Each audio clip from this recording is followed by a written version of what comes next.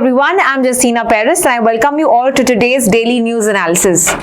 आज है 23rd July 2025 and we're going to be seeing important articles from the Hindu and the Indian Express. So let's begin. But before we go on to the articles of the day, आज का जो date है 23rd July, इस दिन को हम क्या मनाते हैं? We celebrate the National Broadcasting Day. Now why do we celebrate it on 23rd July only? The reason because यहाँ पे पहली बार the first ever radio broadcast start हुआ था 1927 में from a station called Bombay Station that was under the Indian Broadcasting Company जो एक private company थी. But ये कंपनी गवर्नमेंट के कंट्रोल में आ गई थी. That was in April 1st 1930 but this was only on an experimental basis. पूरा government का कंट्रोल अभी भी नहीं था. हाउएवर 1936 में पूरा कंट्रोल आया गवर्नमेंट के पास एंड हम देखते हैं कि the name of this company also change to all India radio as we call it today. And All India Radio is one of the biggest broadcasting agencies owned by the government in the world, the largest ever, you can see one of the largest ever broadcasting organizations in the world. So ये इस दिन start हुआ and that is why we call this as the National Broadcasting Day. Now let's move on to the articles of the day.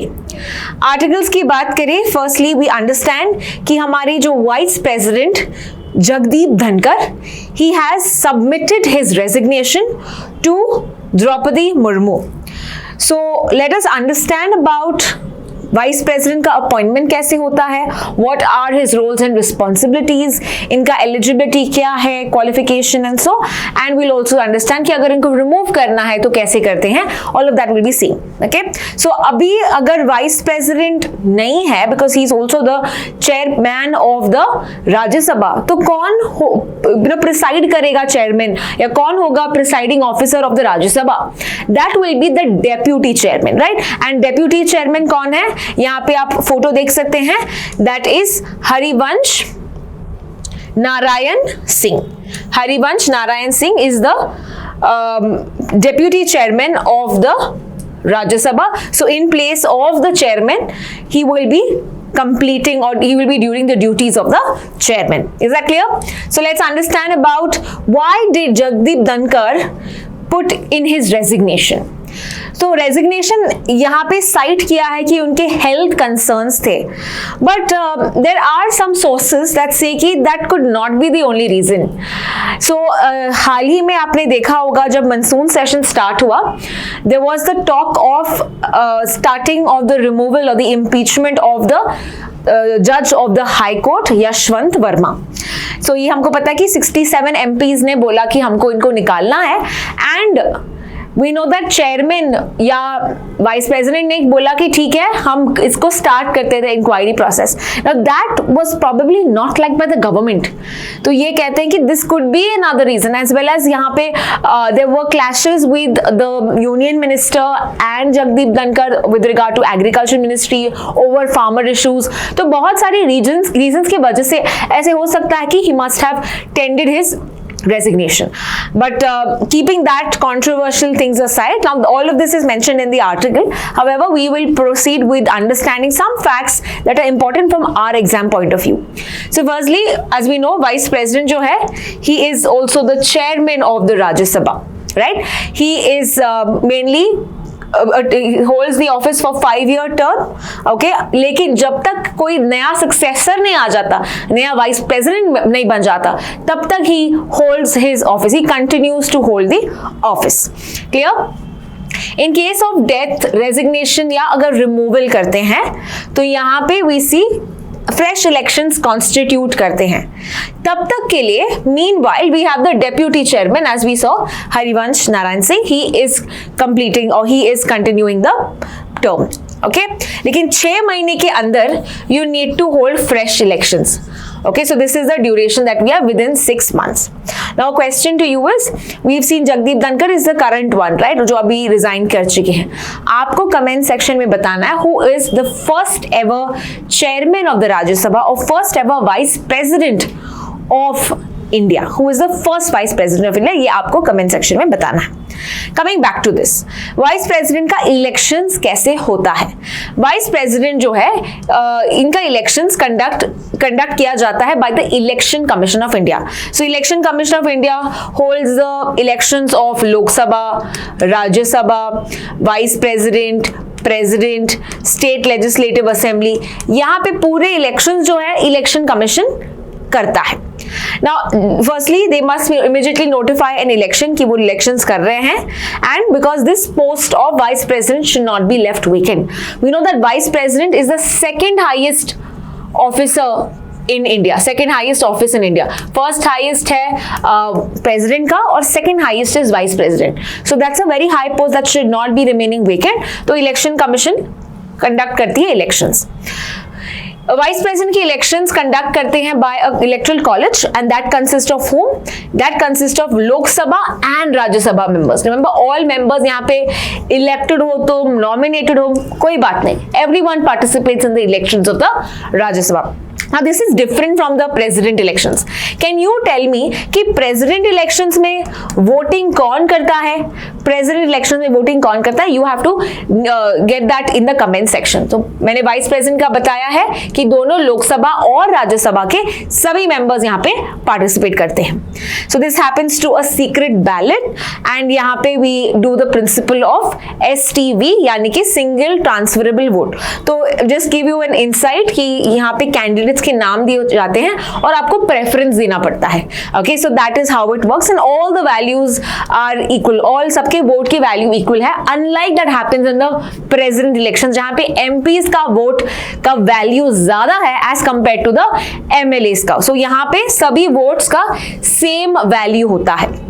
Okay, so whoever gets the highest preference or highest votes becomes the vice president. तो ये था president के vice president के elections के बारे में. Now, what is the qualification if you want to be a vice president? Firstly, you have to be a citizen of India. You have to be 35 years of age. Okay, and you have to be qualified to be a member of the Rajya Sabha. You don't have to be a member of the Rajya Sabha, but you have to be qualified. ठीक है, इतना तुम्हारा qualification होना चाहिए. Further, you can't hold any office of profit from यानी कि union government में कोई ऑफिस बेरर हो तुम या कोई स्टेट गवर्नमेंट में ऑफिसर हो, ये सब नहीं हो सकता. You can't hold any other office in the government authority. Okay, further जब ओथ लेता है, किसको ओथ देता है? The oath of the vice president is given to the president. Can you tell me president का ओथ कौन administer करता है? So vice president oath president को देता है, प्रेसिडेंट अपना ओथ किसको देता है? ये आपको अगेन कमेंट सेक्शन में मुझे बताना है. So I asked you 2-3 questions here, please do answer. इससे आपका रिवीजन हो जाएगा प्रेसिडेंट के इलेक्शंस के बारे में भी, राइट? Now, अगर मुझे वाइस प्रेसिडेंट को निकालना है, now in this case vice president has not been removed, he has been resigned. But अगर रेजिग्नेशन या रिमूवल की बात करते हैं, so remember यहाँ पे दोनों MPs यानी कि राज्यसभा और लोकसभा वोटिंग करते हैं फॉर रिमूवल. ओके, रिमूवल के लिए दोनों वोट करते हैं, लेकिन दोनों का अलग अलग है. सो राज्यसभा में इफेक्टिव मेजॉरिटी के थ्रू होता है. Okay, effective majority, and it has to be approved by the Lok Sabha यानी कि simple majority. So it happens through simple majority for Lok Sabha and effective majority for Rajya Sabha because he's a presiding officer of the Rajya Sabha, right? तो इसीलिए इनका effective है. Now what do you mean by effective or a simple majority? Let's understand. Effective majority में it is mainly 50% of the then members, okay, of the then members of the Rajya Sabha in this case. 50% उनको मिलना चाहिए votes. Now what do you mean by the then members? That is because मान लो कि हम total membership क्या है राज्यसभा का? It has to be total strength is 250, right? But कुछ सीट्स वेकेंट है, not all seats are full. That means what is the current strength? 245, right? तो 50% of 245 चाहिए. 50% of 245 चाहिए. Whereas सिंपल मेजोरिटी में उस दिन कितने MPs प्रेजेंट है और वोटिंग कर रहे हैं इसका होता है. So 50% of members present and voting. So imagine 250 is like the total strength of the Rajya Sabha. यहाँ पे कितने seats filled है? 245. तो 245 का 50% would be effective. मान लेते हैं इन 245 में से भी सिर्फ 200 मेंबर्स प्रेजेंट है, उस दिन सिर्फ 200 मेंबर्स प्रेजेंट थे, तो 50% of 200 will be simple majority. Is that clear? और अगर 250 का 50% होता, इसको हम बोलते हैं absolute majority. So that is another name. Absolute का मतलब है total actual number of the Rajya Sabha, that is 250 का 50%. So anyway, absolute तो हम यूज नहीं कर रहे, हम बस effective और simple यूज कर रहे हैं। Is that clear? So ये था with regard to the removal of the Rajya Sabha और member as well as vice president का resignation के news के बारे में। Let's proceed to the next article. Now अगला article जो है given in the Hindu, it is talking about, we have seen in the recent times governor ने तमिलनाडु के जो बिल्स थे, राइट, उन्होंने क्या किया, इनएक्शन किया। Have you heard of this और have you gone through this news? We have done it a number of times. I will just give you an insight as to what happened. तो तमिलनाडु के जो governor ने जो bill आए थे, so state bill, so we have state legislative assembly, Tamil Nadu का जो assembly है, उनका जो विधानसभा है, उन्होंने कुछ बिल्स लिए थे। So there were about 10 bills, लेकिन वो 10 बिल्स जब गवर्नर को दिए, गवर्नर ने क्या किया, गवर्नर ने कुछ एक्शन नहीं लिया था। सो कुछ एक्शन ना लेने का एक्चुअल में गवर्नर के पास ऑप्शन नहीं रहता है, that is only with regard to the president जो ये कर सकता है, कोई कुछ एक्शन ना लेना। तो गवर्नर ने जब ये किया, तमिलनाडु के स्टेट लेजिस्लेटिव असेंबली गई सुप्रीम कोर्ट के पास कि देखो हमारे गवर्नर ने यहाँ पे कुछ एक्शन नहीं लिया, ये हमारे बिल्स हैं जो हम पास करना चाहते हैं और यहाँ पे कुछ हो नहीं रहा है। तो सुप्रीम कोर्ट ने यहाँ पे आदेश दिया कि अगर तुम यहाँ पे 1 महीने या 3 महीने का गाइडलाइंस देके, इफ यू डोंट फॉलो और you don't give a heads up और you don't pass the bill और you don't take any action, तो it will be deemed to be passed. Okay, तो यहाँ पे डेडलाइन दिया कि आपको 1 महीना और 3 महीना, ना what do you mean by 1 महीना और 3 महीना, ये यहाँ पे आप टेबल देखो। सो इफ यहाँ पे टाइमलाइंस दिए थे सुप्रीम कोर्ट ने कि with in 1 month with the advice of council of ministers, governor को यहाँ पे असेंट देना पड़ेगा या वापस बिल देना पड़ेगा back to the house, back to Tamil Nadu state legislative assembly. तो 1 महीने के अंदर उनका टाइम पीरियड है। 1 महीने के अंदर अगर तुमने ये फॉलो नहीं किया, then the bill will be passed, bill will be deemed to be passed. Similarly 3 months without और अगेंस्ट द एडवाइस, मतलब एडवाइस जो उनका काउंसिल मिनिस्टर्स है उनके खिलाफ वो जाके 3 महीना वो बिल में कुछ एक्शन नहीं ले सकते हैं। So that is for depending on the advice given और advice not given, depending on that. तो ये आप यहाँ पे नोट डाउन कर सकते हैं या स्क्रीनशॉट ले सकते हैं। This is with regard to what the supreme court has said. तो इसी केस को लेके फिर प्रेसिडेंट ने कुछ क्वेश्चंस पूछे थे टू द सुप्रीम कोर्ट, क्या ये तुम गाइडलाइंस जो है, टाइमलाइन जो है, ये क्या तुम दे सकते हो? तो किसने पूछा? ये प्रेसिडेंट द्रौपदी मुर्मू ने पूछा। किसको? सुप्रीम कोर्ट को। अभी ये किस आर्टिकल या किस बेसिस पे उन्होंने ये क्वेश्चन किया उनको? Under the article 143।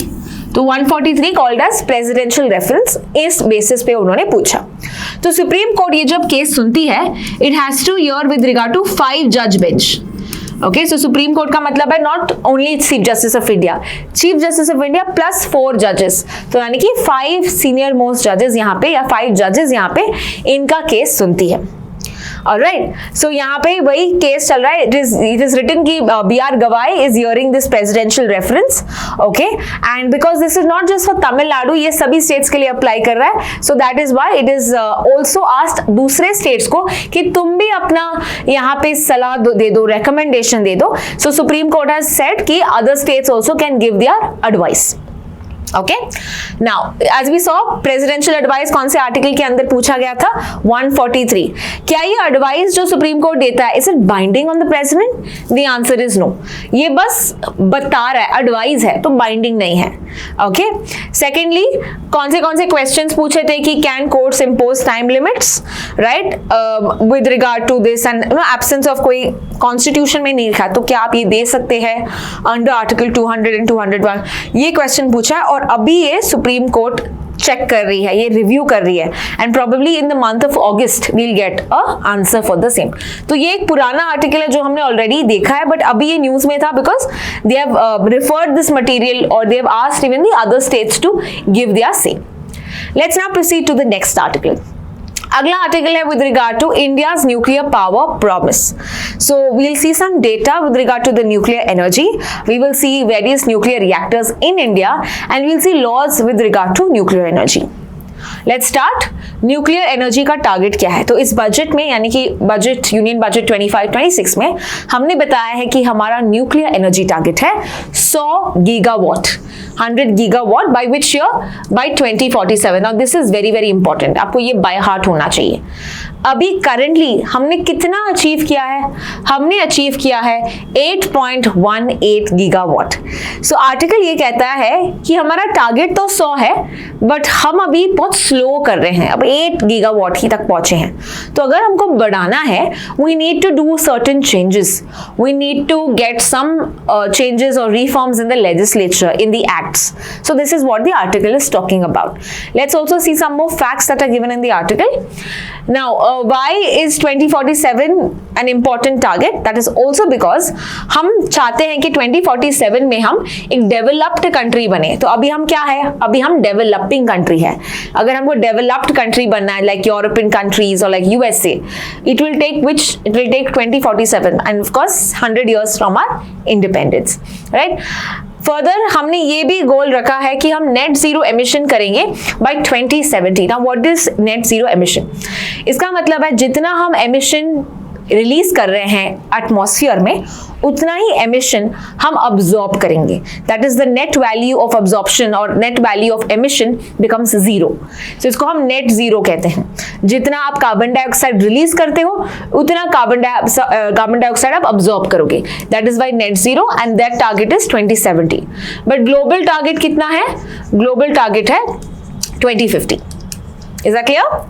Next, we have seen कि हम इन्वेस्ट कर रहे हैं, हम फंडिंग दे रहे हैं with regard to small modular reactors. Now what are small modular reactors? There are 3 types of reactors. One is micro, small and large. Micro reactors वो रिएक्टर्स होते हैं जहां पे आप कितना गीगावाट और या कितना आप वॉट ऑफ एनर्जी क्रिएट करते हो. It is about 1 to 10. Okay, so these are the movable ones. Okay, so 1 to 10. Whereas small modular reactors, these are mainly those reactors that produce 10 to 300 megawatt. And finally, large वाले जो reactors हैं, this is 300 to 1000 plus megawatt. Okay, सो ये हम कहाँ पे focus करें? हम यहाँ पे फोकस करें, स्मॉल वाले में. तो कितना फंडिंग दिया है यहाँ पे? We have given about 20,000 crore allocation. Okay, and 5 indigenous operational SMRs build करेंगे. कितने? टारगेट ईयर कब है? 2033. तो कितना हम बनाएंगे small modular reactors? We are going to create 5 by 2033. Okay, now we also want to ensure कि हम न्यूक्लियर एनर्जी बढ़ाएंगे. सो उसके लिए हमने अलग अलग लॉज जो है, for example atomic energy act 1962 का और civil liability for nuclear damage act, क्लिंडा कहते हैं, ऑफ 2010, इसको हम मॉडिफाई करेंगे, इसको चेंजेस लेके आएंगे. Now why are we talking about bringing changes to these acts? It is because हम चाहते हैं कि फॉरेन इन्वेस्टमेंट हो. We want what? Foreign investment. So recently आपने न्यूज में देखा होगा, US चाहती है to invest in the nuclear sector in India. France चाहती है कि it wants to invest in India. So in that case, firstly we have to make changes in the law ताकि ये जो foreign companies हैं, they are more comfortable in investing in India with regard to the simplified laws, streamlined laws. उनको losses नहीं होना चाहिए, right? तो इसीलिए वो अभी hesitate करते हैं to invest in India. सो यहाँ पे बोला है एटॉमिक एनर्जी एक्ट में अभी तक, इफ यू सी द 1962 वाला जो एक्ट था, अभी भी only the government is operating nuclear plants. Okay, we don't have any foreign entities like, जो गवर्नमेंट की बात करें that's NPCL, right? That is the only one that operates. It has a major power. तो अगर we want private investors to come in, we need to simplify and we need to change this laws. Further, nuclear power financing जो है बहुत capital intensive है, मतलब बहुत funds की आवश्यकता है. So if you compare it with basic coal based power plants, आप देख सकते हो कि coal based power plants is basically just $1 million हो सकता है, लेकिन ये जो है it requires $2 million. So it's very high as compare to your coal based. For the life cycle ये 50 से 60 साल का इसका टाइम पीरियड ये चल सकता है।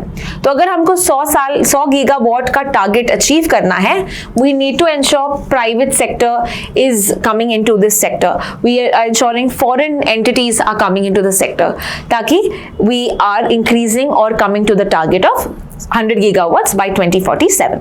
So this will ensure कि ownership roles में changes होंगे, fuel supply waste management में accountability होगी, as well as we require reforms in the Atomic Energy 1962 Act as well as the Clinda Act of 2010.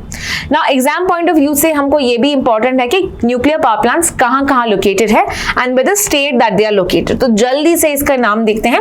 Firstly, the Rajasthan Atomic Power Plant, that is in Kota, Rajasthan. In Gujarat mein we have the Kakrapar Atomic Power Plant, okay, that's in Gujarat. Third, Tarapur Atomic Power Plant, which is in Maharashtra. Kaiga Power Plant, which is in Karnataka. Narora जो है ये उत्तर प्रदेश में है। Then Kalpakkam which is in Tamil Nadu and Kudankulam which is again in Tamil Nadu. We have to understand कि एक ही foreign investor है India में अभी तक, फॉरेन ऑपरेटर, जो है रशिया का, and what is the company called? Rosatom. Okay, so along with NPCIL वो अभी ऑपरेट कर रहा है। सो दैट इज रोसाटम जो है Kudankulam which is in Tamil Nadu. So you need to know these important nuclear power plants and where they are located in India.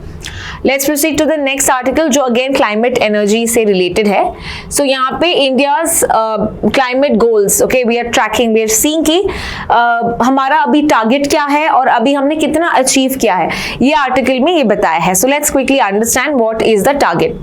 सो हमने firstly understand what are the targets? Let's understand first that and we'll see that ये target हमने कब दिया था।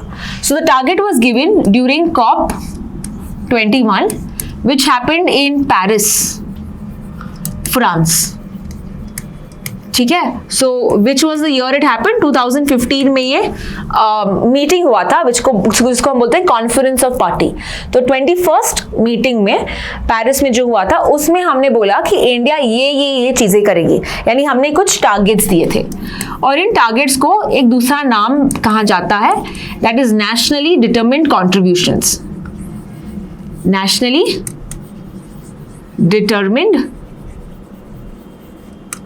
Contributions, NDCs। तो हर country अपना contributions बताती है, इट्स कॉल्ड NDCs, और every country gives there pledges कि हम ये इतना गीगावाट बनाएंगे रिन्यूएबल एनर्जी से, इतना हम कार्बन एमिशंस कम करेंगे। All of the countries are giving. तो इंडिया ने भी अपने प्लेजेस दिए थे और अभी हम इंडिया के प्लेजेस देखते हैं। Now we are not going to see 2015 वाला because that is outdated, we had updated it in 2022। ठीक है, तो 2022 में इसको अपडेट किया था। And what are these targets? Let us quickly see. Emission intensity, जो एमिशंस हम रिलीज कर रहे हैं, सो अर्लियर हमने बोला 35%, लेकिन वो 35% को हमने बोला हम 45% लेवल्स जो है ये कम करेंगे। सो 2005 को एक बेस ईयर दिया और 2005 से we are going to reduce the emissions by 45%, ये कहा था। Further non fossil fuels, okay, the non fossil fuels जो है इससे जो शेयर है we are going to increase it.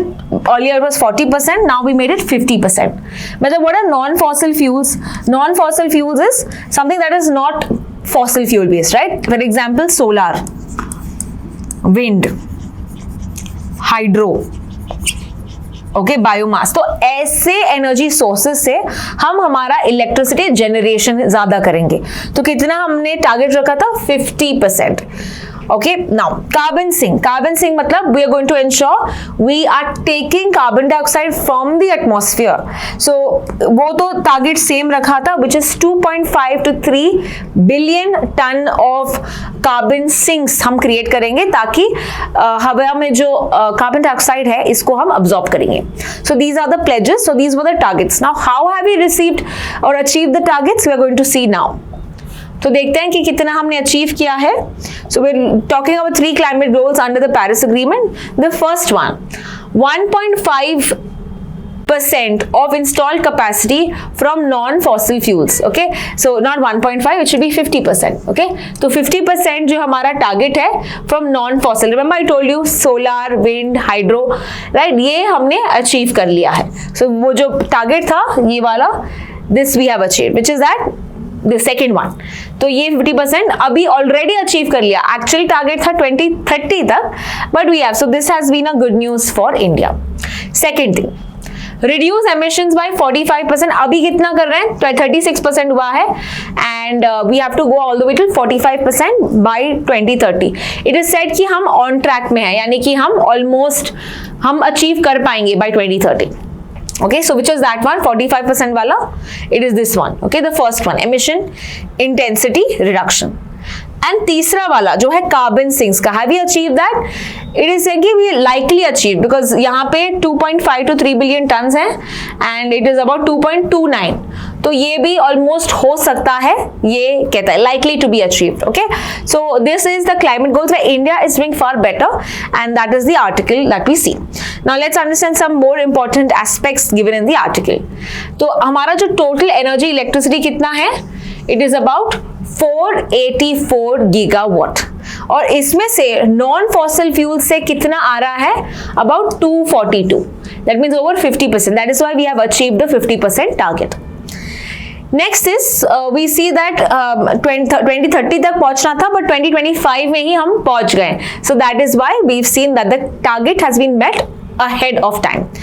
इस 50% में से सबसे ज्यादा कहां से आ रहा है? We see that major is coming from solar energy. Okay, so non-fossil fuels include large hydropower, nuclear, renewable like solar, wind, etc. और इसमें से हम देख रहे हैं मैक्सिमम पिछले साल की बात भी करें तो 24 गीगावाट आए हैं केवल सोलार एनर्जी से.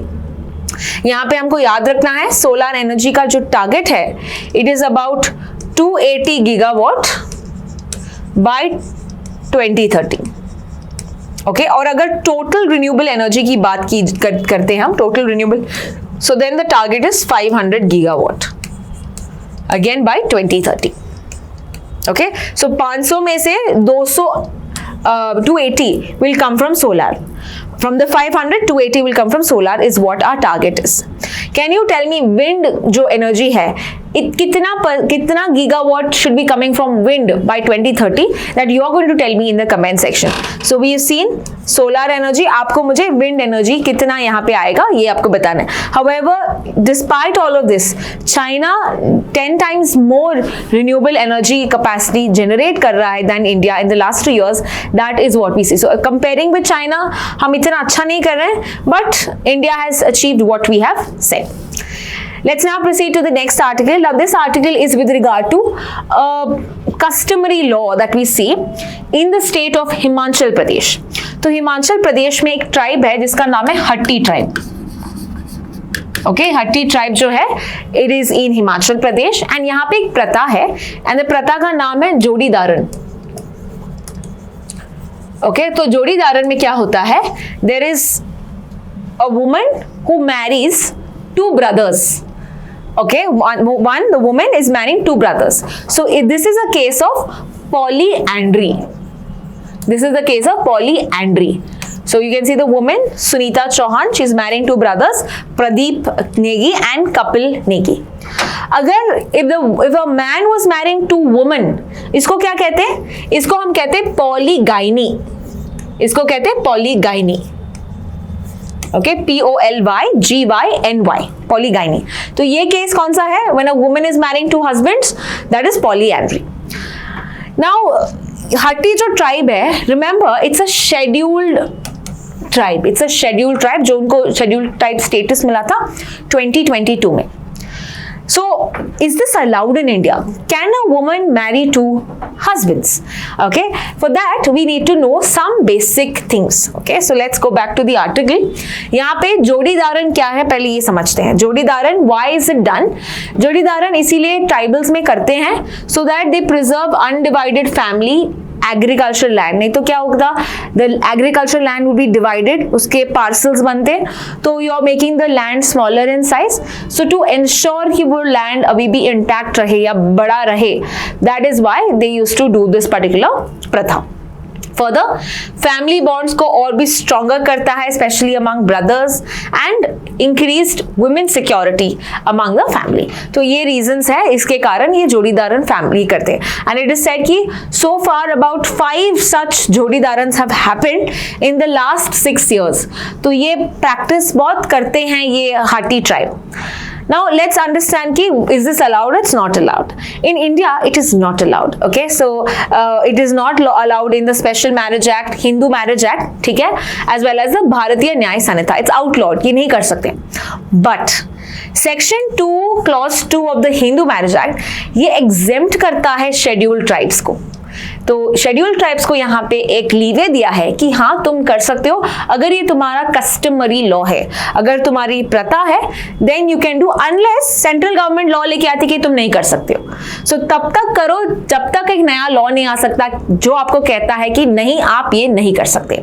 सो कस्टमरी लॉज जो है they are recognised under article 342. 342 ये लॉ है that recognises also scheduled tribes in India. तो शेड्यूल्ड ट्राइब्स आर रिकॉग्नाइज्ड और उनके लॉज को रिकॉग्नाइज किया जाता है ताकि you know they don't feel that they are isolated, they don't feel that they are threatened, उनका कल्चर डाइल्यूट नहीं होना चाहिए, इसीलिए इनको अलाउ किया जाता है to perform their laws. Now what can be called a customary law? 3 चीजें चेक करते हैं if a law has to be counted a customary law. Firstly ये एक लॉन्ग प्रैक्टिस होना चाहिए, मतलब बहुत पुरानी ये एक प्रथा होनी चाहिए. Second thing, it should B should we have a force of law, so that means it should be followed by the members of the tribe. It should have certain कि कहाँ पे लिखा है या कहीं यहाँ पे आपके पास कोई सोर्स है कि आप बता सकते हो कि yes this has been ritual that is followed, right? So it has a force of law. And thirdly, it should be reasonable. Okay, जो भी कर रहे हो एक reasonable होना चाहिए, consistent होना चाहिए along with the public policy.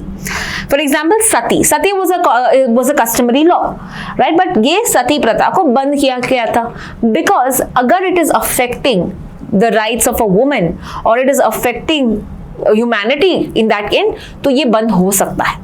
Right? So customary laws do not automatically gain legal recognition. They must be proven in court. तो कोर्ट में इसको तुमको प्रूव करना होगा कि कोई कुछ हैम्पर नहीं कर रहा है या कोई राइट्स को अफेक्ट नहीं कर रहा है, बल्कि ये और भी इसको बेटर बना रहा है. So that you should be able to prove. Now Uttarakhand की बात करते हैं, which came in 2024. They got about UCC यानी कि यूनिफॉर्म सिविल कोड. तो ये हमने देखा है यूनिफॉर्म सिविल कोड यानी कि डजंट मैटर कि आप कौन से रिलीजन से हो, आपका मैरिज, आपका डिवोर्स, इनहेरिटेंस, प्रॉपर्टी, सब रिलीजन के लिए एक ही लॉ है. That is uniform civil code, right? So जैसे हम हिंदू मैरिज एक्ट देते हैं, स्पेशल मैरिज एक्ट, अलग अलग मैरिज एक्ट्स हैं depending on the religion you are. But for Uttarakhand हम देखते हैं कि there are single marriage act, single adoption act, single divorce act. तो इसमें भी लिखा गया है कि जो पॉलीगैमी की बात करते हैं ये प्रोहिबिट करता है. However, UCC में हम देखते हैं does not apply to scheduled tribes because उनका कल्चर अलग है as compared to the rest of the parts of India. That is why STs को ये लागू नहीं होता. Is that clear? So we have seen a classic case also कि कैसे uniform laws होने के बावजूद they are not applicable to STs. Is that clear? सो यहाँ पे क्या कभी भी सुप्रीम कोर्ट ने ऐसे लॉज बंद किए हैं जो कस्टमरी लॉज थे, जो फॉलो किए हैं? And the answer is yes. यहाँ पे 3 एग्जांपल्स बताए हैं. First thing is triple talaq. Triple talaq हम देखते हैं कि specially in case of Muslims, okay, the triple talaq का एक सिस्टम होता था where the woman would be deprived of her rights. Marriage या डिवोर्स हो सकता है by the pronunciation of 3 words talaq 3 times, right? सो इसमें ये बंद किया, ये प्रथा बंद किया है. So now this is considered as unconstitutional because ये बहुत आर्बिट्री है. Further the right of women was hampered in this case and that is why triple talaq इसको बंद किया. Secondly, Sabrimala. Now, Sabrimala is a temple in Kerala, and in this temple, the women or the girls who are in the menstrual age, mainly from 12 to 50 years, they were not allowed to enter the temple. तो temple में इनको allow नहीं किया जाता था.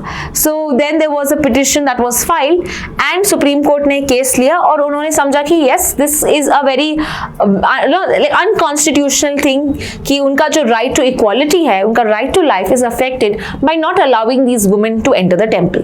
तो ये प्रथा भी बंद किया. तीसरी, the tribal women were not given inheritance. उनका जो property है उनको नहीं दिया जाता है, only were given to the males. So there was a case called as Ramcharan and others versus Sukram and others, 2024 का केस है, जहाँ पे सुप्रीम कोर्ट ने बोला नहीं, यहाँ पे tribal women also should get the inheritance rights. So this is how we see the customs जो है ये evolve हुए हैं and कुछ customs जो impact करते हैं women को या society को, उनको बंद किया है, या जो भी वायलेट करते हैं फंडामेंटल राइट्स को उनको बंद किया है, एंड जो भी अफेक्ट नहीं करते, right, they are still allowed to be followed to preserve the rich heritage of India. Let's proceed to the next article. Okay, before going to the next article, यही key takeaways that I just said. It is not legally recognized, okay, but ST customs में ये allow करते हैं. Further, constitution अगर scrutiny कर देती है, okay, if it is affecting equality, dignity, justice, तो ये बंद हो सकता है. तीसरा, we have to check fundamental rights if they are getting affected. If they are upholding fundamental rights, they are allowed. But अगर fundamental rights are violated, ये customs जो है बंद हो सकते हैं. तो ये था key takeaways from the article. Let's proceed to the next article. अगला article है biostimulants के बारे में. Now what exactly is the article? Let's understand. So we have the Union Agriculture Minister जो है शिवराज सिंह चौहान. इन्होंने यहाँ पे आदेश दिया है कि जो फार्मर्स को फोर्स किया गया था टू बाय बायोस्टिमुलेंट्स और नैनो फर्टिलाइजर्स, ये बंद किया जाए. Now why did he do that? He said that many farmers ने concerns रेज किया है कि ये जो बायोस्टिमुलेंट्स हैं, जो मैं बताऊंगी क्या है, ये ज़्यादा इफेक्टिव नहीं है. Okay, so they are ineffective. ठीक है, यहाँ पे कोई पॉजिटिव नहीं है. फर्दर बहुत सारे ऐसे फर्जी भी हैं and all of that. So यहाँ पे they don't want it to be forced on them to buy these biostimulants. So let's understand what are biostimulants. Biostimulants are those products, okay, that help in the growth of plants. Okay, तो ये stimulate करता है processes in plants. So they are improving the yield. जो nutrient लेने की क्षमता है वो इंक्रीज करता है, उनका ग्रोथ अच्छा से होता है, स्ट्रेस टॉलरेंट, क्रॉप की क्वालिटी अच्छी होती है. So these are like nutrients for the plants. Like हम न्यूट्रिएंट्स क्या लेते हैं, वैसे प्लांट्स भी न्यूट्रिएंट्स लेता है ताकि वो भी ऐसे ही तंदुरुस्त रहे. Right, next, what are they made of? ये इसकी चीजें क्या होती है? It's made of plant microbes, animal extract, seaweed, vitamins, ये सब इसका पोर्शन होता है and that is what is used in the product. Now this is not like pesticide or plant growth regulators. Okay, तो ये insects को बंद नहीं करता. It is only important for improving the plants growth, plants processes. Now earlier इस biostimulants there were about 30,000 of them. बहुत ज़्यादा biostimulants market में आए. So they were unregulated. Okay, so why they were unregulated? Because ये fertilizer में भी नहीं आता है, ये pesticide के अंदर नहीं आता है. So that is why बहुत सारी कंपनीज ने फर्जी बनाना स्टार्ट किया. Okay, so they were sold without approval for years, lot of fake. लेकिन हाई कोर्ट का एक जजमेंट आया 2011 में, पंजाब हरियाणा हाई कोर्ट, और उन्होंने बोला कि you need to have proper checks if you are a biostimulant. Okay, तो आप ऐसे ही बायोस्टिमुलेंट को दे नहीं सकते. और फिर Niti Aayog and the agriculture ministry also started making rules to check the production of biostimulants. तो गवर्नमेंट ने क्या किया, 2021 या 2021 में दे स्टार्टेड और they change the fertilizer control order.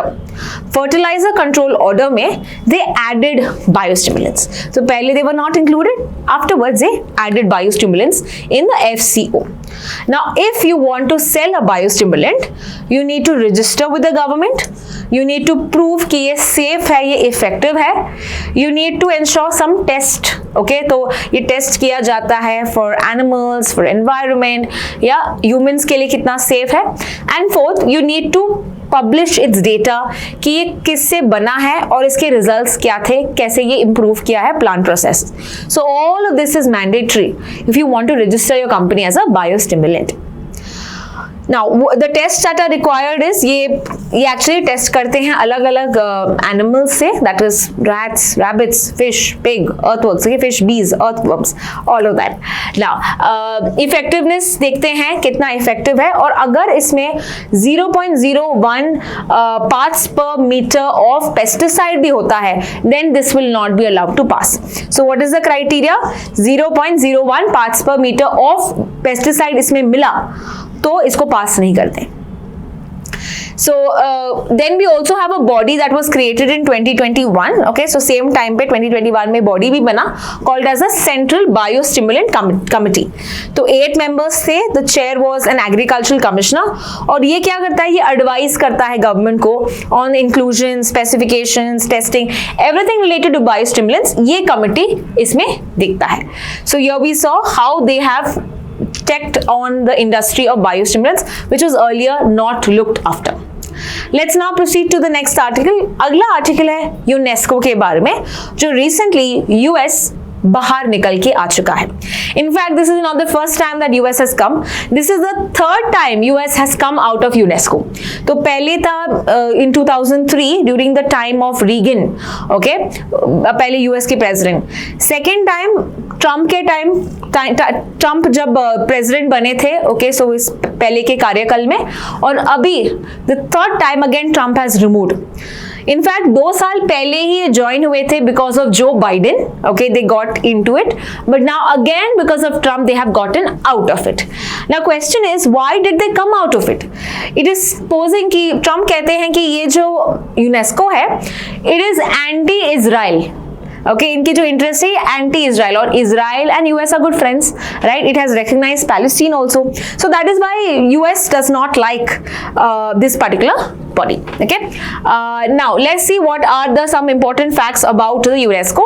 UNESCO का full form है United Nations Educational, Scientific and Cultural Organization, जो establish हुआ था 1945 में. इसका headquarters है पेरिस, फ्रांस में, and यहाँ पे you have to tell me who is the Director General of this particular organization. Further, इसका motto है building peace in the minds of men and women. So through help of culture, through help of education, through help of social changes, they are helping to get the countries together. Okay, इसके अलग अलग initiatives, very common ones, in fact, World Heritage Sites. India में कितने World Heritage Sites है? Again, you have to tell me in the comment section. India के पहले sites की बात करें, we have the Ajanta Caves, Ellora Caves, the Taj Mahal, Agra Fort, right? तो ये कुछ sites को हम नोटिफाई करते हैं या वर्ल्ड हेरिटेज साइट्स को टैग मिलता है इनको, ताकि उनका कल्चर हम प्रिजर्व कर सकते. तो वर्ल्ड में बहुत सारे ऐसे साइट्स हैं, एंड यहाँ पे एग्जांपल भी दिया है जैसे great barrier reef of Australia. Next, Man and Biosphere Reserve, again to promote the sustainable development of certain regions. Third, global education monitoring report है ये, ओके, जो ट्रैक करता है education, that is sustainable development goal number 4. And finally memory of the world programme, यानी कि जो हमारी ancient books है, हमारा लिटरेचर है, ये भी लॉस नहीं होना चाहिए. So recently also we have seen कि हमारे 2 ऐसे works memory of the world programme में ऐड हो चुके हैं. Can you tell me which are the recently 2 works that were added in 2025 in the memory of the world program of UNESCO? Please use the comment section and answer. Let's proceed to the next article, in fact the last article of the day, जो है sports governance से related. तो parliament session start हुए हैं, the monsoon session start हुआ है, और अभी टेबल किया जाएगा the national sports governance bill. Okay, so National Sports Governance Bill 2025. Let's understand some basics about this report कि क्या ये बिल करना चाहता है. The bill is to ensure reforms in the governance of the sports bodies. हमको पता है कि बहुत सारी sports bodies हैं इंडिया में. So we have the wrestling, sports body, we have with regard to hockey, with regard to archery. So अलग बहुत सारे ऐसे bodies हैं which are not regulated, okay, properly regulate नहीं कर रहा है. So इसीलिए to ensure कि athletes का जो role है या athletes are not misused or abused, right, उनको यहाँ पे support करने के लिए we are creating a proper bill to regulate these bodies. Is that clear? So let's understand. ये फोकस करता है एथलीट सेंट्रिक पॉलिसीज में, ट्रांसपेरेंट एडमिनिस्ट्रेशन, और ताकि डिस्प्यूट्स अगर हो ऐसे तो ये भी रिजॉल्व करने के लिए बिल आया है. So it wants to ensure कि जो स्पोर्ट्स मिनिस्ट्री है it should not be a controller but it should be a facilitator, ताकि स्पोर्ट्स में जो हम देखते हैं it should be like it should be easy, right, it should be easy to get into sports. It should be checked कि हमारे जो rights है they are not violated with regard to the athletes and so on. And हमारा ये भी reason भी एक और है कि हमने क्यों ये बिल लेके आया, because we want to ensure कि हम ओलंपिक रेडी हो. Now we know India wants to be hosting the Olympics in 2036, right. Ahmedabad is the site that we have given. But जब हमने प्रपोजल दिया था इंटरनेशनल ओलंपिक कमेटी को तो उन्होंने ये रिमार्क किया कि तुम्हारे कंट्री में यहाँ पे एक प्रॉब्लम है. प्रॉब्लम ये है तुम्हारा स्पोर्ट्स गवर्नेंस ठीक ठाक नहीं है, and that is why it was seen as a need of the hour कि हमको ऐसा बिल चाहिए टू इंश्योर कि हमारा स्पोर्ट्स जो फील्ड है, जो सेक्टर है, it is properly regulated. So under this bill क्या क्या बोला है, let's see some bodies that will be created. एक है नेशनल स्पोर्ट्स बोर्ड और दूसरा है नेशनल स्पोर्ट्स ट्रिब्यूनल. ठीक है, ये दो बॉडीज बनेगी. फर्स्ट बॉडी क्या करेगा, ये रिकॉग्नाइज करेगा या सस्पेंड करेगा national sports federation. So we know there is a sports federation as I said for boxing, for wrestling, for archery, for swimming. तो अलग अलग बोर्ड्स को ये रेगुलेट करेगा. Secondly, it will ensure the athletes welfare, the governance, fair and timely elections. तो member जो boards होते हैं, right, so we have boxing board का कोई बोर्ड होगा तो उनके मेंबर्स का इलेक्शन सब ये देखेगा, चेक करेगा कि इलेक्शन तो हो रहे हैं ना, टाइम पे हो रहे हैं ना, ये सब चेक करेंगे. Further composed of a chairperson and members, ये बोर्ड का मेंबर एंड चेयरपर्सन होगा जो सेंट्रल गवर्नमेंट यहाँ पे अपॉइंट करेगा. Is that clear? Second thing, it will also ensure ethical accountable functioning of the NSF, that's National Sports Federation. तो ये था एक नेशनल स्पोर्ट्स बोर्ड. इसके अलावा एक नेशनल स्पोर्ट्स ट्रिब्यूनल होगा. So this is will be with regard to taking up cases और disputes with regard to the sports. So this will be headed by a supreme court जज. ये elections, NSF यानी national sports federation election से related dispute सुनेगा. Athlete या team selection, उनको लगता है, अगर एथलीट्स को लगता है कि this has been very unfair, तो यहाँ पे ये जा सकते हैं. इंटरनल एडमिनिस्ट्रेशन के अगर कोई डिस्प्यूट्स है then also they can go to NST. Now appeals जो है इसके can only be made to supreme court directly. तो अगर आप खुश नहीं हो NST का जो भी ये था जजमेंट था, you can directly go to the supreme court. Further कुछ केसेस इसमें नहीं आते, for example the anti doping cases, because उसके लिए we have another body called as the national anti doping agency. तो ये केसेस यहाँ पे नहीं आएंगे, ओलंपिक्स रिलेटेड केसेस यहाँ पे नहीं आएंगे. This is only for other sports federation as we see. Now with regard to BCCI, so BCCI या the Board of Control of Cricket in India, अगर हम देखें that also will come under this particular framework. पहले BCCI separate था, it's a very rich, wealthy cricket organization in the whole world. 9,700 crore है इनके पास. लेकिन अभी to check कि ये सब सही होगा, BCCI now will come under the National Sports Bill. Okay, so इनको recognition मिलना चाहिए from the National Sports Board that we just talked about.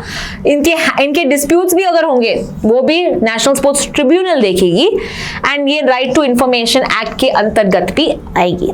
Currently who is the president, please right in the comment section who is the current president of the BCCI.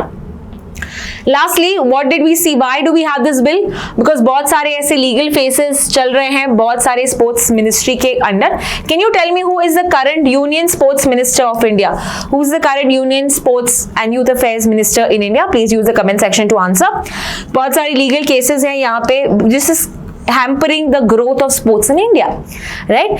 Secondly, हम चाहते हैं 2036 का Olympics हो, लेकिन हमारा ये problem है कि हमारा as they have told us कि you have some problems with your sports governance, जो तुमको चेक करना पड़ेगा, और उसके लिए अगर वी नीड और we want to host this, we need to bring about this bill.